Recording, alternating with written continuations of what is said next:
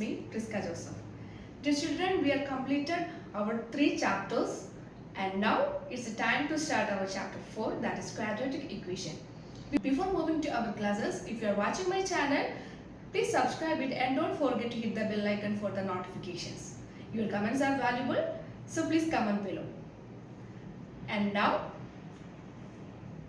chapter 4, quadratic equations. Guys, we already discussed what is quadratic polynomial in chapter 2, polynomial. Okay, so what is quadratic polynomial? The polynomial in the form of ax square plus bx plus c is said to be quadratic polynomial. And if we equate this quadratic polynomial into 0, then it is said to be a quadratic equation. Okay, see the difference? This is quadratic equation. A quadratic polynomial is equal to 0 is said to be a quadratic equation. Okay, so what is quadratic equation? Then what is quadratic means? What is quadratic? Which means the highest power of variable should be 2. Okay, then it is said to be quadratic. That is quadratic polynomial or quadratic equation, something like that. Okay, so power of highest variable should be 3, then it is said to be cubic. And if the highest power of variable is 1, then it is said to be linear. We discussed in our polynomial chapter. Okay, so these are some terms. And now general form of quadratic equation is ax square plus bx plus c is equal to 0.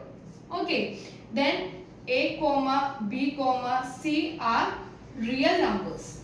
Okay, then what is real numbers? All rational and irrational numbers are said to be real numbers. Then there is one more condition, that is a not equal to 0. If a becomes 0, what happened to the equation? That is 0x. If a is equal to 0, then 0x square plus bx plus c is equal to 0, and this term becomes 0. Then the remaining terms are bx plus c is equal to 0. This is not in the form of a quadratic equation. Okay, this is a linear equation. Okay, this is not a quadratic equation. So a should not be a 0. Okay, so these are the some important facts regarding quadratic equations. So my dear children, I have a doubt, that is if an equation like this, we are given by an equation like this, is this a quadratic equation or not? Of course this is a quadratic equation. Why? Because the highest power of the variable in this equation is 2. Then it is said to be a quadratic equation. Okay. There is no, if we can write like this, and we have to connect this with the general form of equation, general form of quadratic equation. See, ax square plus bx plus c. So this, if we write like this, then we have to connect this with the general form. So we can say that this is a quadratic equation. Okay. Then if we write like 2x square plus 4x is equal to 0. Is this a quadratic equation?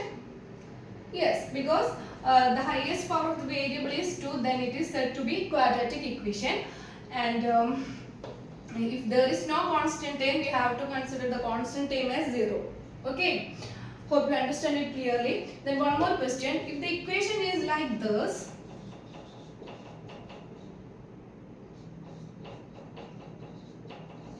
if the equation is given by 2x cube plus 4x square plus 5x plus 9 is equal to 0, if we are given by such an expression, then it is said to be this is not a quadratic equation, because the highest power of the variable in this equation is 3, then it is not a quadratic equation.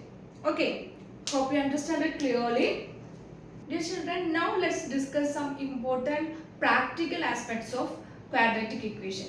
Let there is two baskets, that is A and B. These are two baskets with some apples. Okay. Then the total number of apples in these two basket is 70. Okay.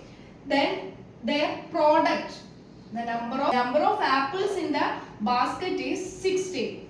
Okay. Then how can we convert all these parameters into a mathematical equation or quadratic equation? Let me show you. If X is the number of apples in basket A, then what will be the number of apples in basket B? It will be 17 minus X. We know the total number is 17 and the number of apples in A is X, then number of apples in B is 17 minus X. Okay, so now we get another point, that is product of the number of apples is 60. So X times 17 minus X is equal to 60. That is, open the bracket, we get 17x minus x times x is x square, which is equal to 60. So now we are rearranging this equation in the general form, that is, we get x square minus 17x plus 60 is equal to 0. So now this is in the general form of a quadratic equation. Okay, understand? So this is a simple practical aspect of quadratic equation. Hope it is clear for you. And guys, now we are discussing the roots of the equation. Roots of quadratic equation. What is roots of quadratic equation? We know that general form is ax square plus bx plus c is equal to 0. And if we substitute a particular value to x in this equation and we get the RHS as 0, so then it is said to be, then the value is said to be root of the equation. Okay, let me explain this concept by using an example. That is, x square minus 4x plus 3 is equal to 0. We know that this is a quadratic equation.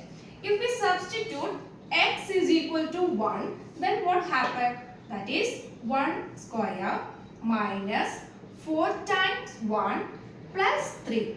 Okay, then what is 1 square? We know that 1 square power of 1 is 1 itself. So 1 minus 4 times 1 is 4 plus 3. Okay, so 1 minus 4 is minus 3 plus 3 and we get 0.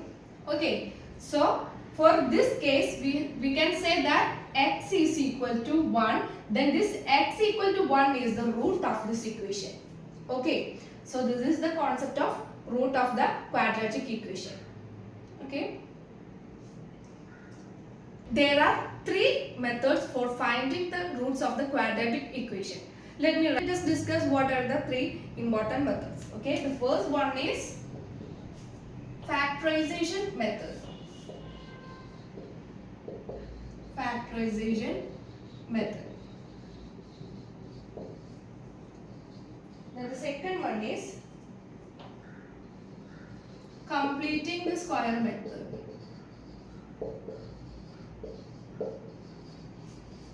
Square method. And the third one is quadratic formula. Quadratic formula. So these are three methods. That is, first one is factorization method. I think we studied it in the 8th or 9th standard. Second one is completing the square method, and third one is quadratic formula. But we have to study the first and the third method. First and third method. We need not study this because this is an eliminated portion from the chapter. Okay, so let's discuss factorization method first. Okay,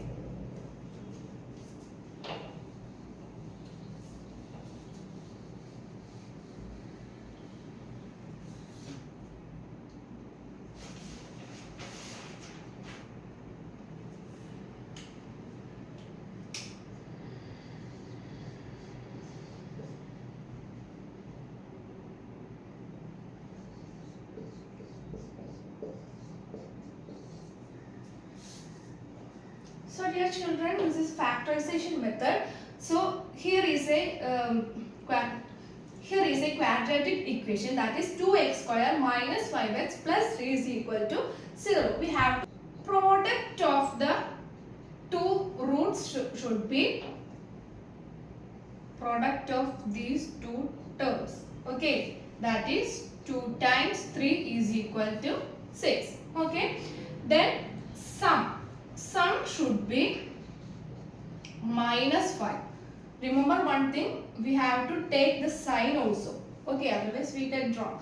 So sum should be minus 5 and product should be 6. So any two numbers, we multiply any two numbers, then we get the product as 6. And if we add those numbers, then we get the sum as minus 5. These are what are the numbers? Okay, this is my question. What are the question?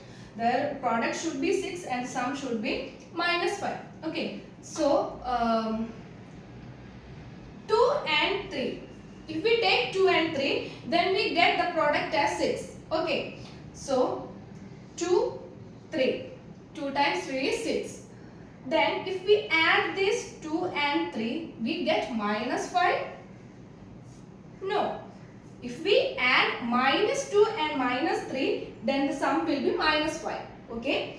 If you multiply the same numbers, minus 2 times minus 3, then the answer will be 6. Positive 6. Okay. So the factors are minus 2, minus 3. What to do to find the roots? We have to find out the roots by the following steps. Listen carefully. And we get the product of two numbers as minus 2 times minus 3, which is equal to 6. Sum is equal to minus 2 minus 3, which is equal to minus 5. That is, the factors are minus 2 and minus 3. So we have to rewrite the middle term like this. That is 2x square minus 2x minus 3x plus 6 is equal to 0. Then if we consider these two terms, we know that 2x is the common in these two terms. So we have to take it outside. That is 2x times within the bracket x minus 1. Okay. So 2x minus 3x can be written as 3 times x. Here 3 times 1. So we know that 3 is common in these two terms. So now we take 3 outside. Sign should be placed in the last stage. So 3 taken outside. The remaining terms are x and 1. Easy calculation. We have to maintain the same terms inside the bracket. So here this is x minus 1. If this is x minus 1, then the sign should be minus. Okay. If you have any doubts, please multiply this. That is minus 3 times x is minus 3x. Minus 3 times minus 1 is positive 3. Okay, did you understand?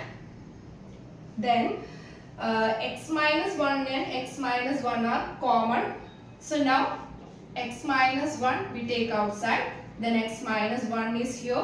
Here it is 2x. Here minus 3. Okay. So now we equate this term into 0. That is x minus 1 is equal to 0. Then x is 1. Okay. Then one more term is 2x minus 3 is equal to 0. Then 2x is equal to 3. Then x is equal to 3 by 2. Which means the roots of this equation are 1 and 3 by 2. That is, roots are 1 and 3 by 2. Okay. Any doubts? So this is the factorization method. Okay. Hope you understand it clearly.